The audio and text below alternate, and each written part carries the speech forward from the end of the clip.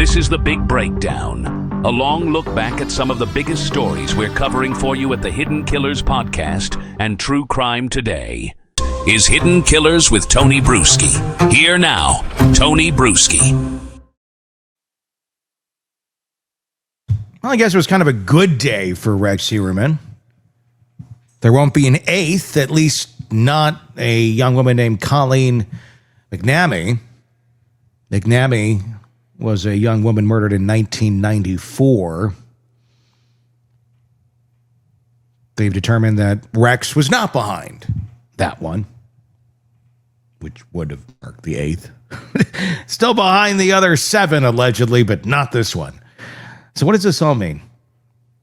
Well, it's finally closing a door that had hung half open for years, for a very long time. She was believed by some to be yet another victim of accused Gilgo Beach serial killer Rex Heuermann. Now, she's not. The DNA says so. And that matters more than people realize, because when you strip away the hysteria, the hashtags, and the monster under the bed narrative that's followed this case since Heuermann's arrest, and rightfully so, you're left with something much harder. The difference between suspicion and proof, between pattern and precision, between what we think we see and what the science actually says. And it's important to make these decisions, or these distinctions, and not just throw everything onto the steaming pile of poo named Rex Heuermann, because there are other steaming piles of poo out there. And they should be caught and recognized and held accountable for their crimes too. Don't just pile everything onto the one guy because it's the easiest one to do at this moment in time. Certainly take him down for the ones that we know, but that's something that happens in cases like this, where you have so much destruction, so much death. There is a temptation to, well, it looks like the shoe kind of fits. Add it in. We'll get him convicted on that too. And what cost? Well, the DNA says you can't on this one. Colleen McNamee was 20 years old when her body was found near the William Floyd Parkway in Shirley, Long Island. She was beaten, strangled, and left in the open like a discarded secret. It was 1994. It was a brutal decade for women working on the fringes across Long Island, women who vanished and were later found dumped in marshes, parks, and wooded edges of the same region. The stories blurred together in memory and media coverage, all carrying the same haunting notes. Vulnerability, violence, silence.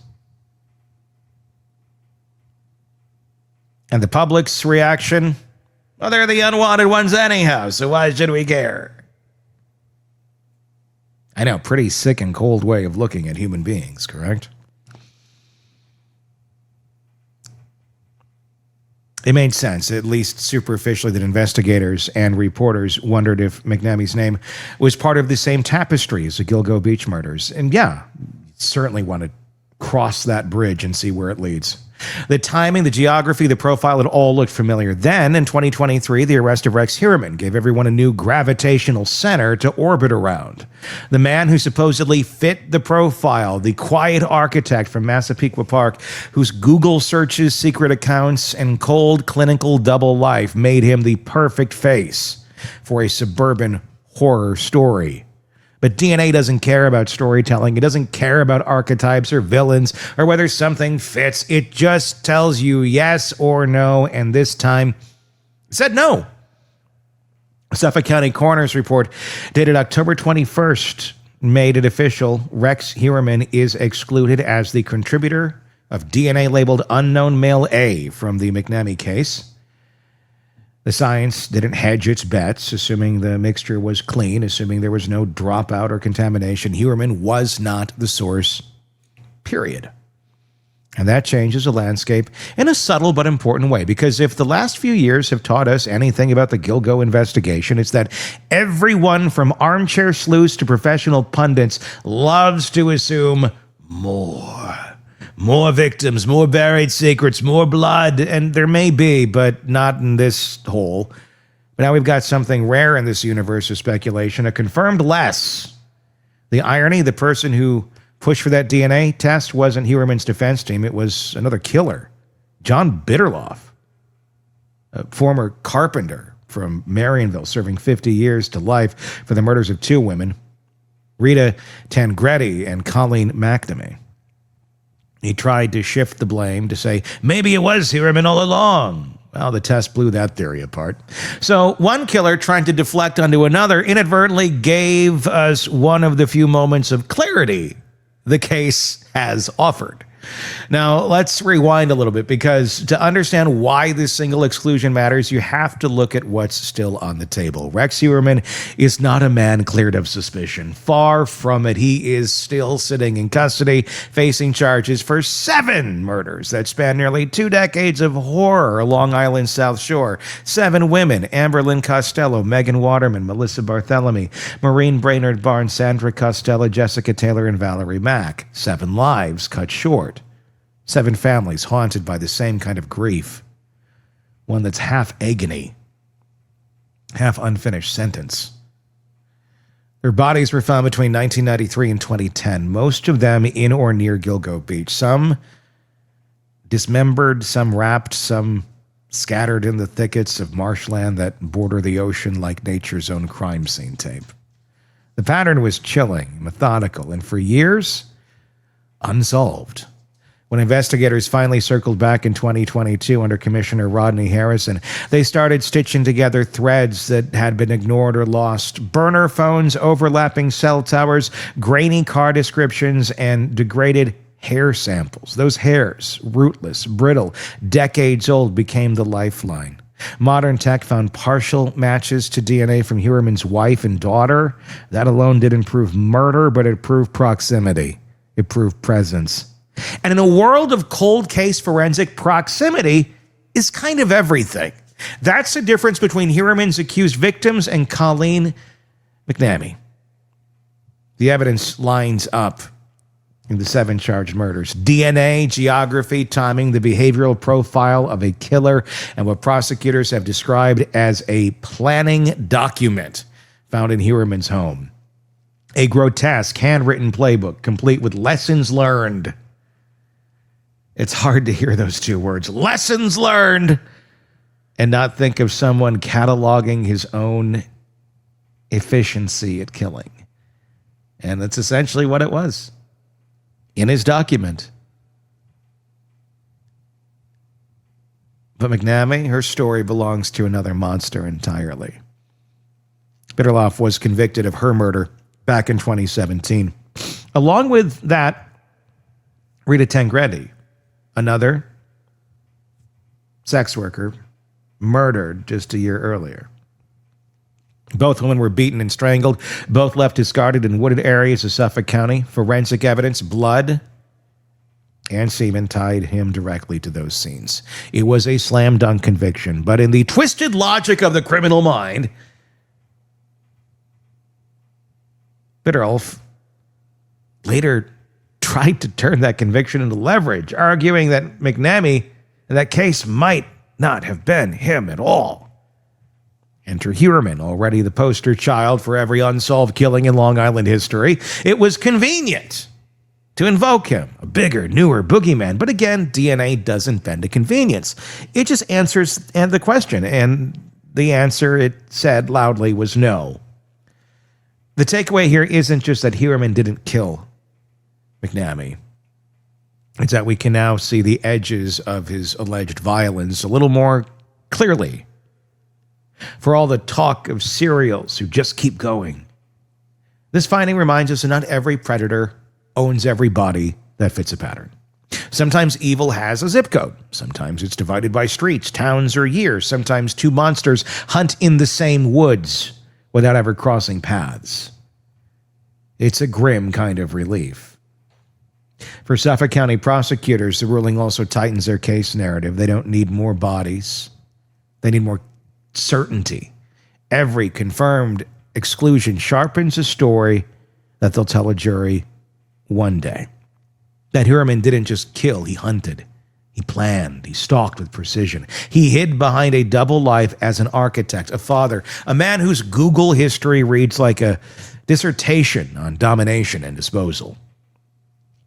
For the defense, ironically, the McNamee exclusion is a talking point. See, they'll say, they thought he was responsible for that one too, and he wasn't. Except that argument in court, that probably might not hold quite as much water. But expect it to appear in interviews, filings, motions. That's how this game works. One confirmed no becomes a seed of doubt about all the yeses. But context still matters. In the McNamee case, the DNA found belonged to someone else, someone already convicted. In the Gilgo Beach cases, the DNA, the digital trails, and the behavioral mapping keep leading back to the same man. And if you look at the sum total of evidence, hair fragments, cell phone triangulation, search histories, witness accounts, it paints a very different portrait than the one Bittrolff painted for himself. Still, for the families of the women found on Long Island's marshes, it's not about technicalities, it's about truth. Whatever form that truth takes. From Colleen McNamee's family, that truth already came in 2017 when her killer was convicted. For others, it's still waiting somewhere in court filings and forensic databases years after their loved ones were stolen. And this is where it gets uncomfortable for the true crime audiences follow the Heuermann case like a serialized drama. Every time another murderer or another murder gets ruled not him, it chips away at the fantasy that one arrest can solve everything. The Gilgo investigation was never clean or simple. It was a patchwork of overlapping eras, offenders, and methods. Some of these women were murdered by different men who used the same highways, the same anonymity, and the same disregard for human life. The Long Island serial killer might really be the Long Island serial killers, plural. So when we hear that Heuermann's DNA was excluded from one of those early cases, we shouldn't read it as an exoneration. We should read it as clarification. The truth doesn't shrink in moments like this. It becomes sharper. It tells us we were right about the horror, just wrong about who owned which piece of it. And maybe that's the most chilling revelation of all. There was more than one predator hunting those roads. There still is. As for Heuermann, his story is far from over. The prosecution's case keeps building. More than 2 years since his arrest, he remains jailed without bail. Investigators in this case say he kept trophies, searches, and planning documents. Witnesses describe him as awkward and detached, a man who could vanish emotionally in the middle of a conversation. His family, his wife Asa Elrup, and their children have been left to pick up the shreds of a public life shattered by the allegations. But amid that chaos, one small piece of clarity: he didn't kill Colleen McNamee. It's a strange sentence to say out loud. There's no celebration in it, no vindication, just relief, quiet and clinical. Relief for the McNamee family who can stop hearing their daughter's name dragged through another suspect's headlines. Relief maybe even for the investigators who can mark one box closed and focus on the horrors that remain unsolved. And yet there's nothing else here too. Or there is something else here too. A reminder that our appetite for closure sometimes blurs the line between solving and assuming. For years, we've wanted the Gilgo Beach mystery to end with a single villain, one name that could tie together decades of fear. But every new piece of data, every confirmed exclusion, every new suspect shows us the truth is a lot messier. So yes, there won't be an eighth, at least not this one. But there were 7. 7 that the state still says Rex Heuermann did kill. And until a jury says otherwise, those cases remain very real. The lesson, if there is one, is that DNA is both sword and scalpel. It cuts through myth, but it also divides what we thought was whole. Heuermann's world is shrinking to fit what can actually be proven. And for the first time in a long time, the Gilgo Beach investigation feels a little less like folklore, a little more like forensic reality. That's what happens when the science speaks louder than the story. What are your thoughts? Do you think there's going to be more for Rex? Be an interesting situation if there was. It would certainly, almost certainly, continue to push back a trial that's already taking forever to get to. And how much fuel does Rex have left in his fire behind bars? I think we'd like to see him face the consequences for his actions in a courtroom. But if there are more, then he should definitely face the consequences, maybe in additional trials. Give me your thoughts on what the future may hold for Heuermann. In the comments section on YouTube, love to see that.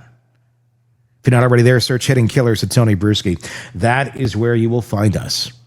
And press subscribe, too, while you're there. No matter where you're listening to us in a podcast platform, press subscribe there, too. Please, please, please. That's how other folks find us as well. Yes, you pressing it, then you get it, but then other folks also find out, hey, people like this. Mikey likes it.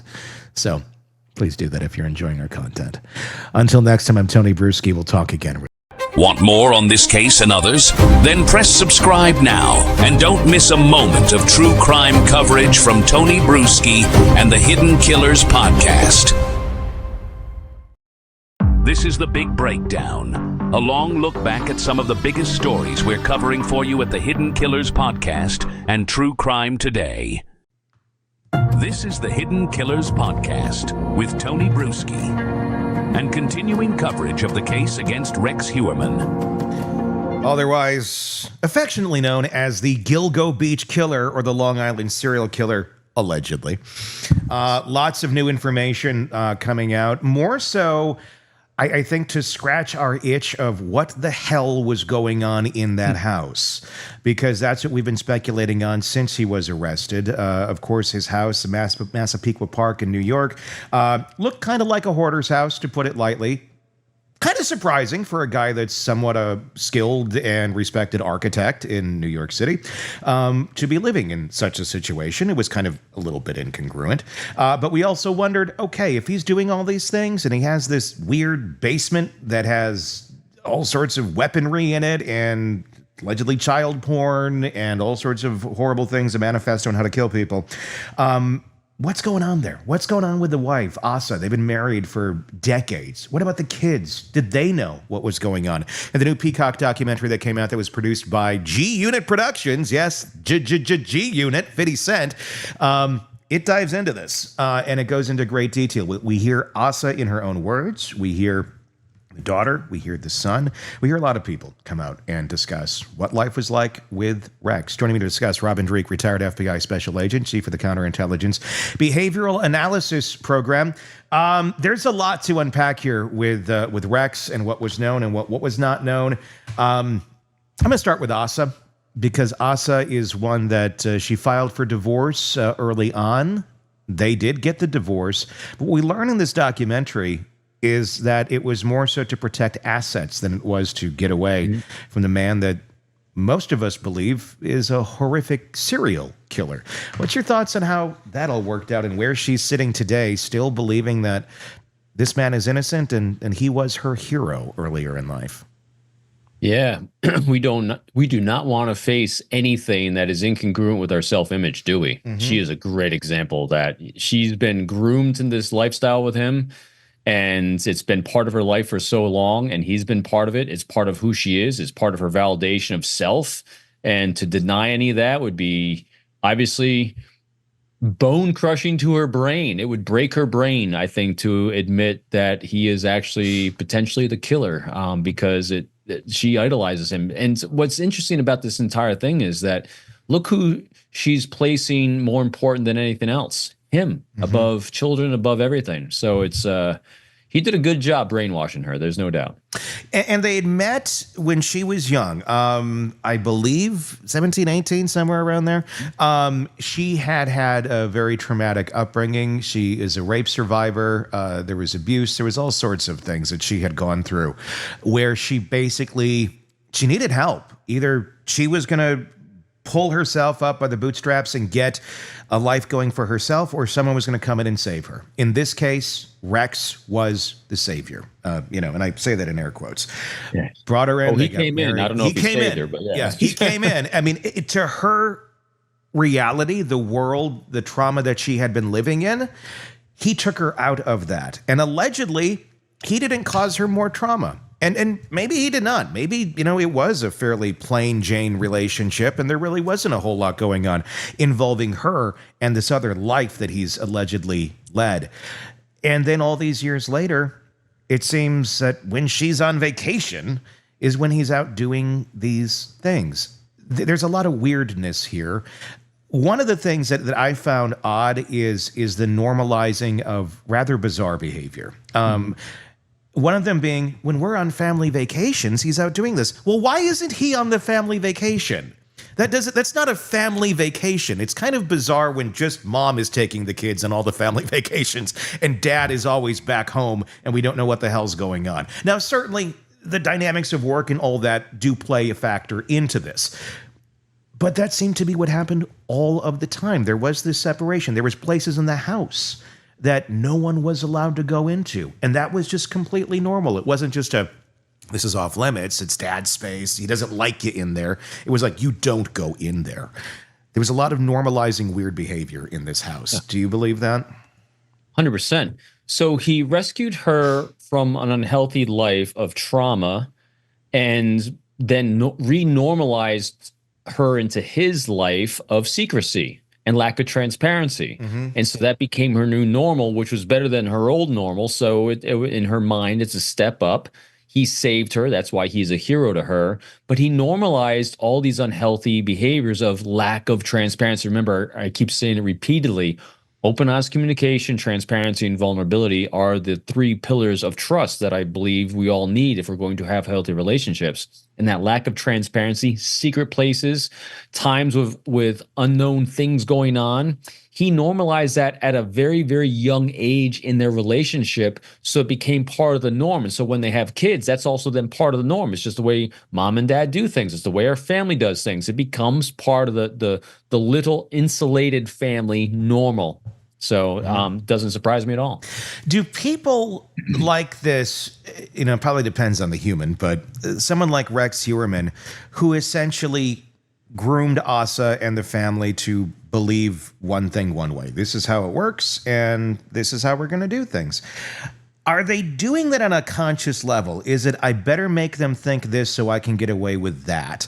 Or is it just who they are? They have to present things this way because this is just how they operate. It's not necessarily nefarious how a healthy individual would have to sit down and go, how am I going to convince someone of this? An unhealthy individual would just naturally be able to do that because it's just, well, this is how life has always worked out for me. It's just, it's how my motor runs, if you will.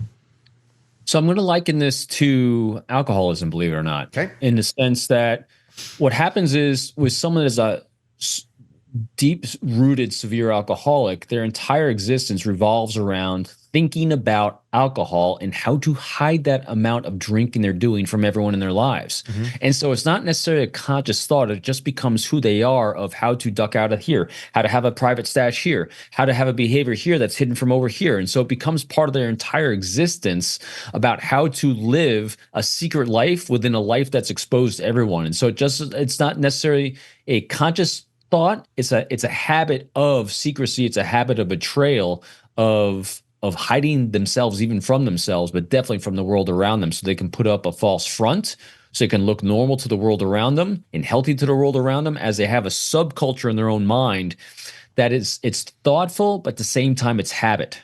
Mm-hmm. And that's I think a big differential between a healthy person and a very broken person. Yes. It's just, the prism, the operational, it's a different operating system. If we're all operating on Windows 95, which I feel like most of us still are. I haven't heard that in a long time. Still get the blue screen of death every now and then. Yes, and it's blue like screen of death. Control Alt to delete. Exactly. Just unplug the thing. Like, let's reset.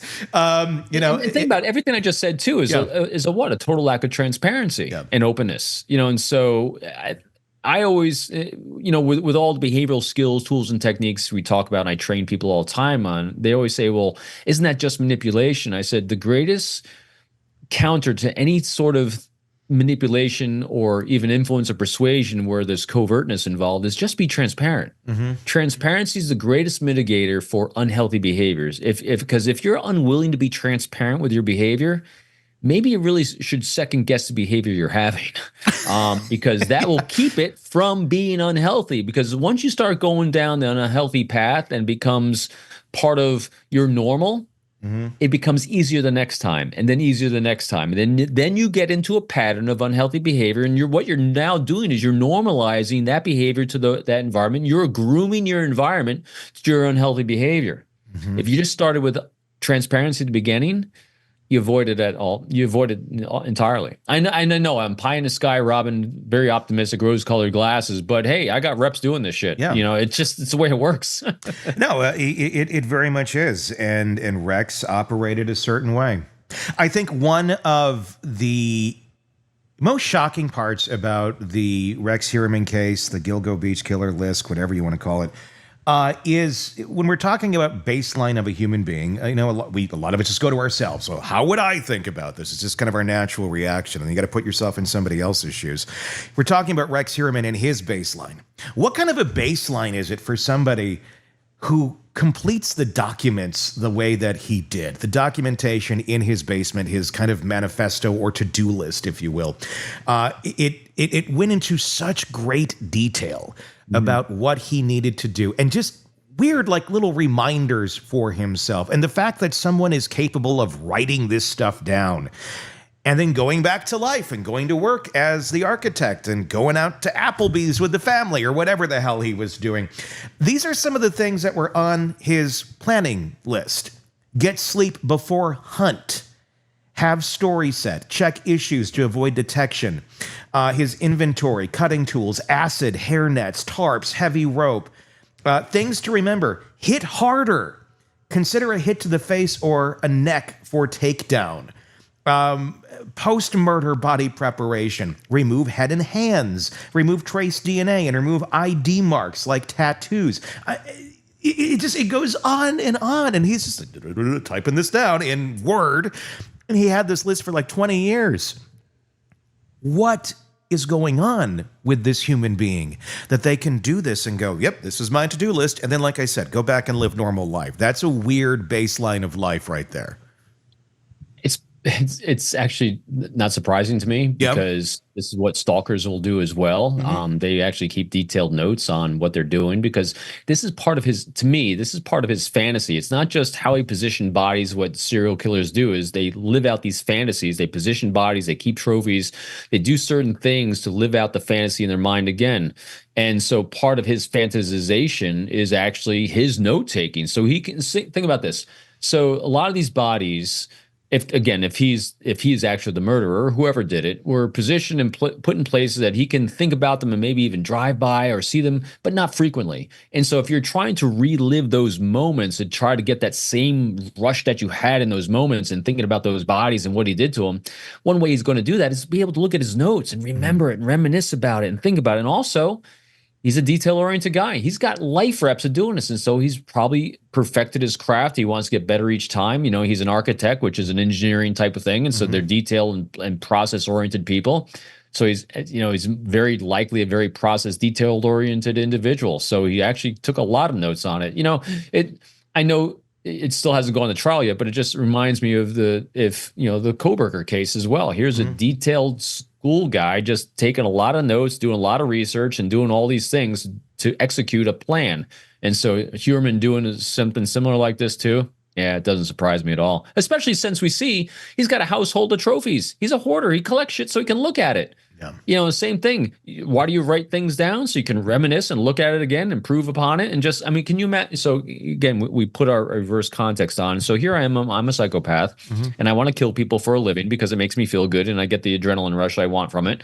One way I can sit around in my I love me room of guns and body parts is to look at my notes I took to do it every time. Oh, what a great time that was. See what I mean? It kind of fits that whole behavior pattern of his life of just nutso. It's my scientific term of Nutso. the day. Nutso. The very scientific word of nutso. Yeah, Robin the behaviorist. Yes, he's nuts.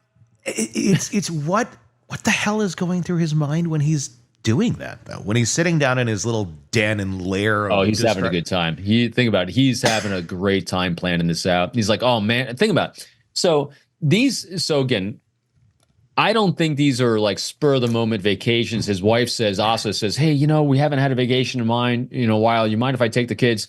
He's probably saying, hey, I saved us some money. You guys really deserve a vacation. So I'm planning this whole thing out for you, a great thing. And so in his mind, he's got part of his excitement is planning a vacation for his family, because part of that planning process is this planning process. He's a planner. And so he's just sitting around slowly, methodically, taking his notes. I planned them to get out on here. On this date, I'm going to do this. I mean, he's probably going slow and reveling in every moment of this entire planning process. And then afterwards, what is he doing afterwards? Like some people take photos on vacations. He's going back and looking at his notes. Again, a lot of conjecture, a lot of Sure. me, Robin, leaping way out there on this. But if we're trying to understand what could possibly be the reason why someone has behavior, makes sense, doesn't it? That's a great question. That would have been really lovely to have asked in that documentary. Who planned the vacations? Yeah. How did that go down? Was there a lot of planning involved? Who did it? Who paid for it? Who was going, hey, just like you said, because then his family is looking at him like, oh, he's the martyr. He's sacrificing his time. He wants us to go have fun, even though he can't because his work is so taxing. And they come back going, thank you for that vacation, Dad. I wish you could have come. My God, it would have been great if you were here. Oh, I know. I'm sorry. Let's work. Gotta. My keep guess us, is the hero Yep. planned the vacation. Yep. That's why, and people use words with a lot of meaning. Her using the word hero Yeah. says it all. He's a hero to her because in her mind, what do heroes do? Heroes sacrifice themselves for us, for others. And so in her mind, what behavior fits that? All these things that I just described is the behaviors of a hero. He convinced her that he was the hero all those years over and over and over. It is a weird way to describe your significant other, especially 20-some years after he rescued her or whatever. Being a hero is a weird one. I mean, it's like I admire them, I love them, I trust them. They are a great human being. Just what you need for someone to cover your tracks, though. Too, yes, but if you are the hero, that's a new level. That's like you don't question the hero, and that seems to be kind of the home that they lived in. They didn't question what he was doing down there. They just, he's this good of a guy. That's the hero's lair. That's where the hero goes to his secret bat cave. Yeah.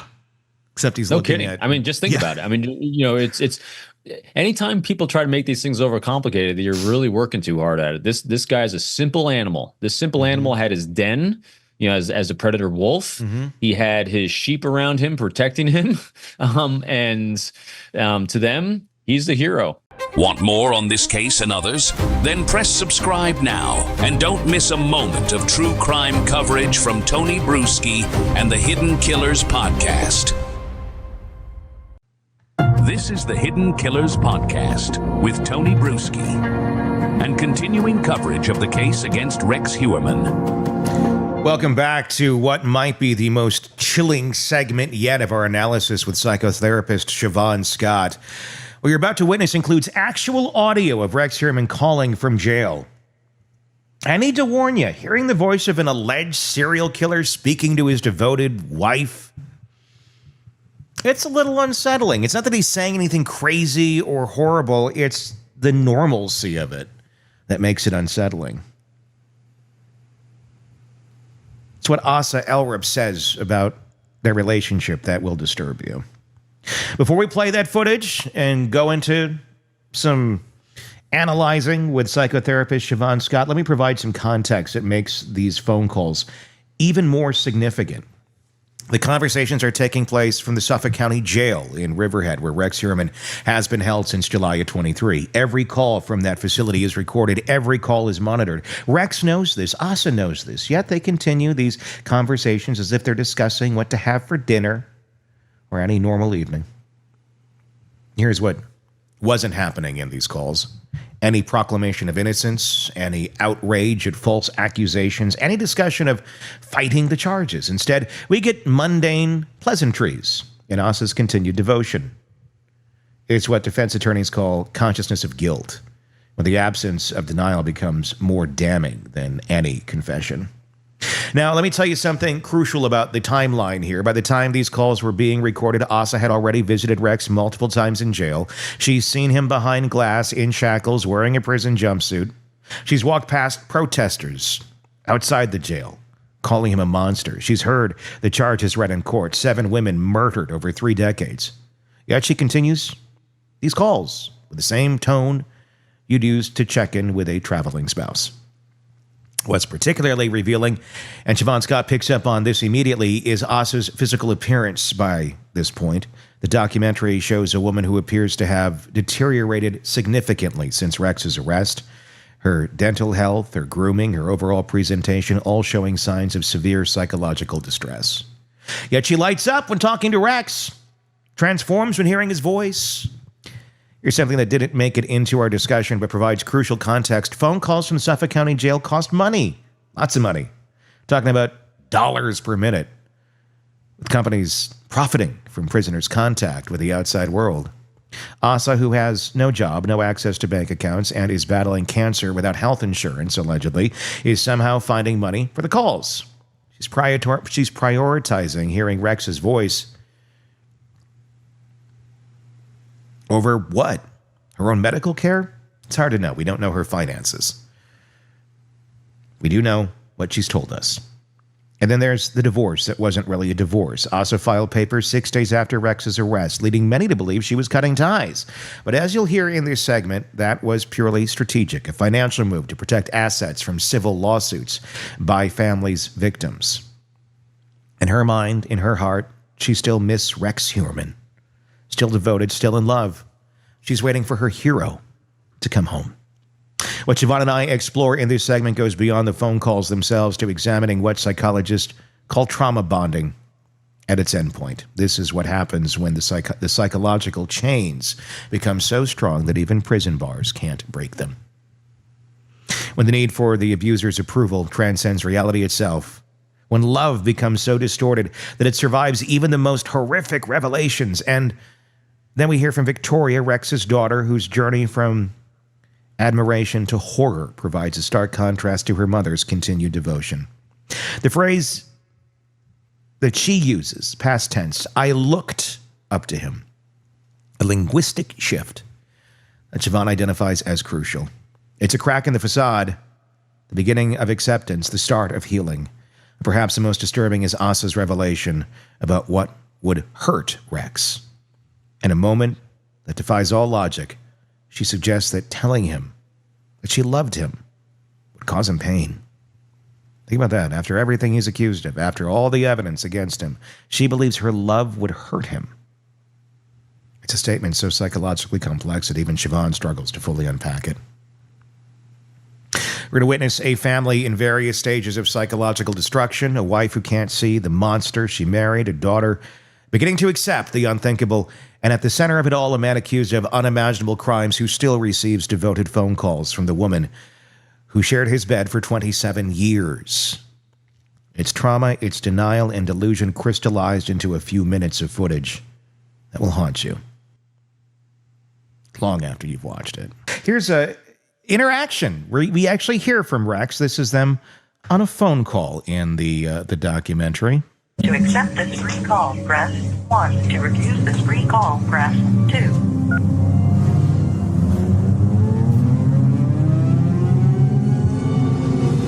Hello. How you doing? Anyway,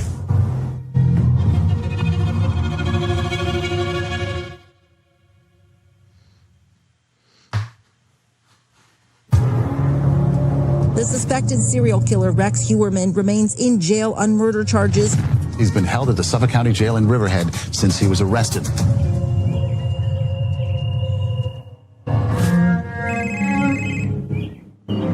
Hello. hello. How you doing? All right, how are you today? I'm doing great. Now that I've got you on the phone. Now, I figured I'd give you a call and make sure you were okay today. All right. What'd you have for dinner? Oh, just a burger and some mashed potatoes. Oh, okay. Yeah, I'll eat up to rain tomorrow. I'll try to get out and take a walk. Uh-huh. Because I couldn't today because they were just uncoordinated. Am I still seeing you on Friday? Yes, you are. Okay. I will talk to you tomorrow. Okay. And I will see you on Friday. Yes. Bye. That was creepy.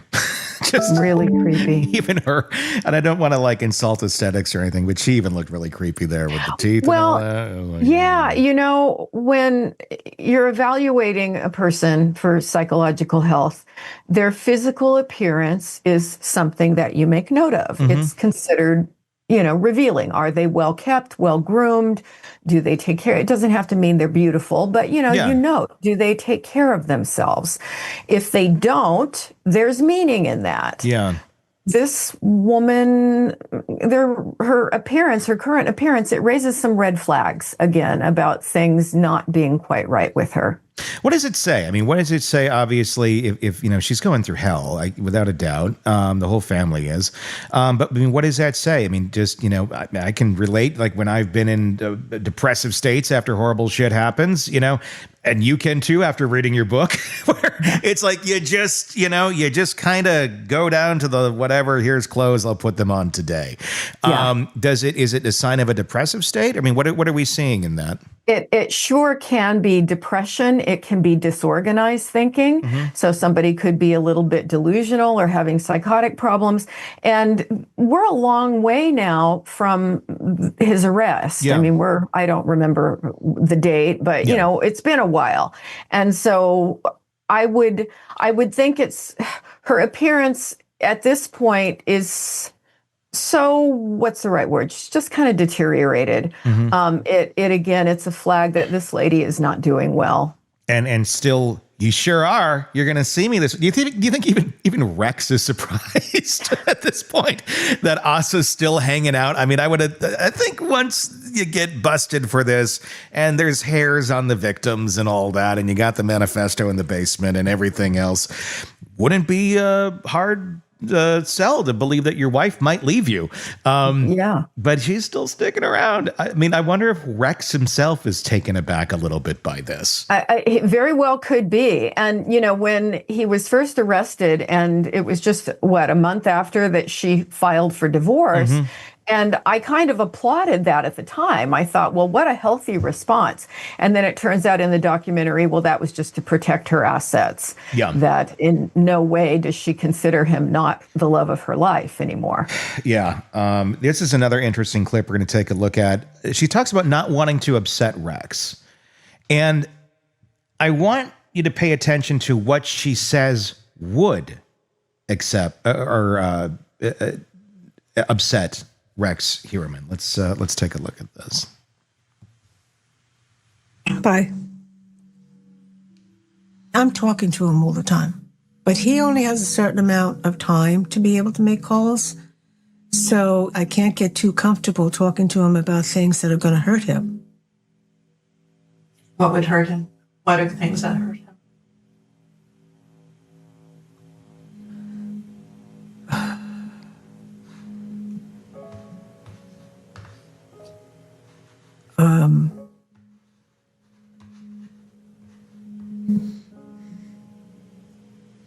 Telling him that I love him, that will hurt him. The two of us were married for 27 years.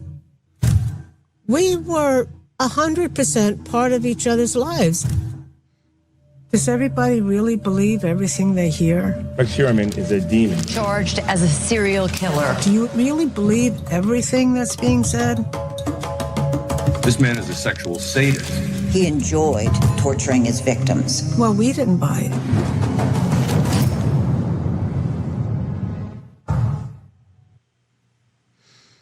telling him that she loves him would hurt him.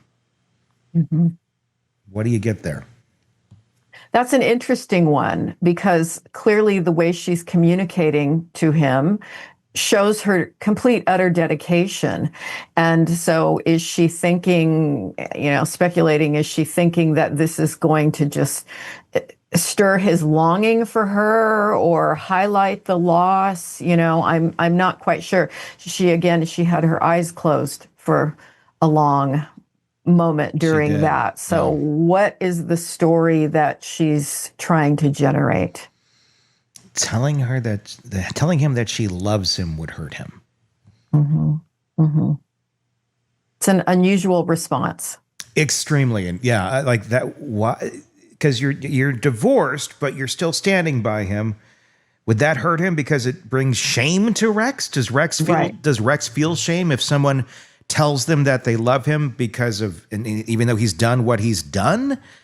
I don't know. It's a weird complex right there. It's very weird. And I think whenever you get those eyes closed from her, there's something unusual going on in her thinking process, that she's trying to pull something up. Yeah. And is it genuine? Because certainly the way she speaks to him is utter dedication. Let me ask you this before we listen to some of the daughter stuff. What's your take on Mom? Do you think she knew anything that was going on here, and this is all some sort of cognitive dissonance, or is it just literally cognitive dissonance because she really didn't know what was going on, but, by choice of not questioning Rex on so many things? Mm. I think that this lady, you could say she's not... I won't say she meets criteria for any specific mental illness, because I don't know enough about her. Sure. But she's not well, and she's probably never been well. There are things wrong with her. And I think when she says, I had no idea, I think she didn't. I mean, that would be my guess. She didn't have any idea. But she's so submissive and so dependent on him, and in myriad ways, including he's my friend, he's my best friend, everyone needs a friend. He was probably her only friend. And so she just is very good at not seeing what's right in front of her. That's what I call the negative hallucination. Mm-hmm. Regular hallucination, you're seeing something that's not there. Well, she's not seeing things that are there. And I don't know that she has any volitional control over it. She just doesn't see it. Yeah, I mean, it's been life for so long. Rex Heuermann, I mean, you could say, really conditioned her, but I mean, I would almost go brainwashed her to think that some of these things are just normal. Because I mean, it would take, it's more than just, we don't question this. Like, it was really solidly normal, and it's still working. Whatever he conditioned her to or brainwashed her to believe, she's still under that control. She's still under the guise of Rex. Very, very much. I agree completely.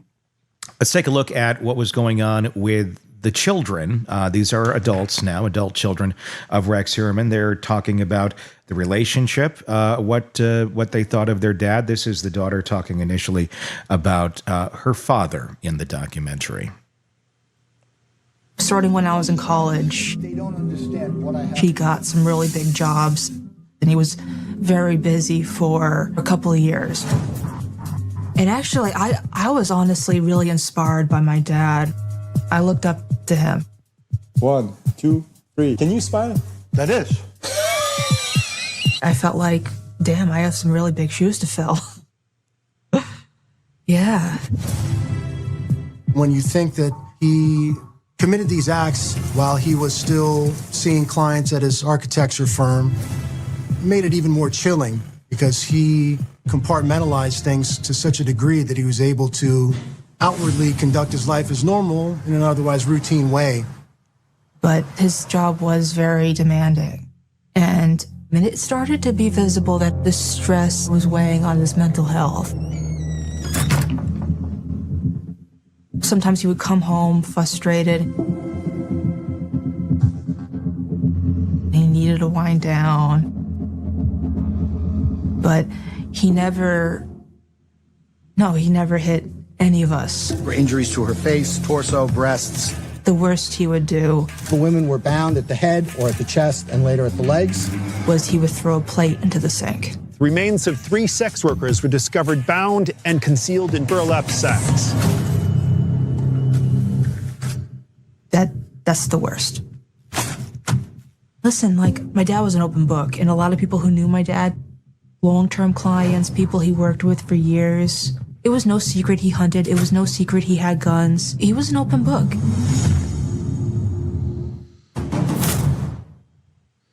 Is it surprising? Is it weird that the kids are describing him as an open book and the worst he did was throw a plate into the sink? Or is this common with people who are living this double life that they're able to really present completely different to those around them? It is, yes. That compartmentalization, I think, is kind of classic serial killer stuff.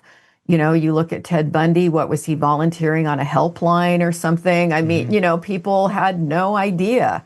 And this ability to keep up this facade and to compartmentalize so incredibly, that is normal for a person like this. But the healthy thing I heard from her there when she was initially speaking was, I looked up to him, not I look up to him. And so that shows that there's a little crack in her defense mechanism that, you know, implying that she no longer looks up to him in the same way. Siobhan Scott, psychotherapist and author, as always, thank you for your insight. I need to sit with what we just witnessed here. I know you might too. That phone call, the normalcy of it. The normalcy Asa tries to inject into a conversation with a man accused of serial murder. Had potatoes today. It's almost more disturbing than if we heard someone screaming and accusations. But there's so much to unpack here that we didn't even touch on in this segment.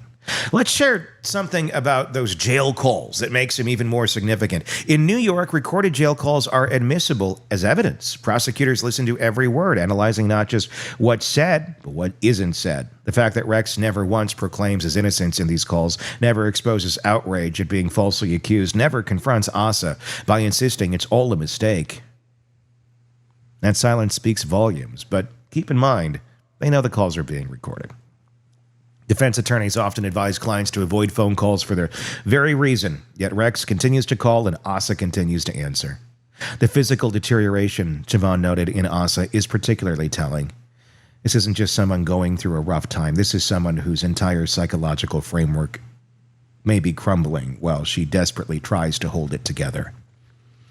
Denial issues, the unkept appearance, these are signs of severe depression and disorganization. Yet she musters the energy to visit Rex every Friday, to wait by the phone for his calls, to maintain this connection to the man accused of being one of New York's most prolific serial killers.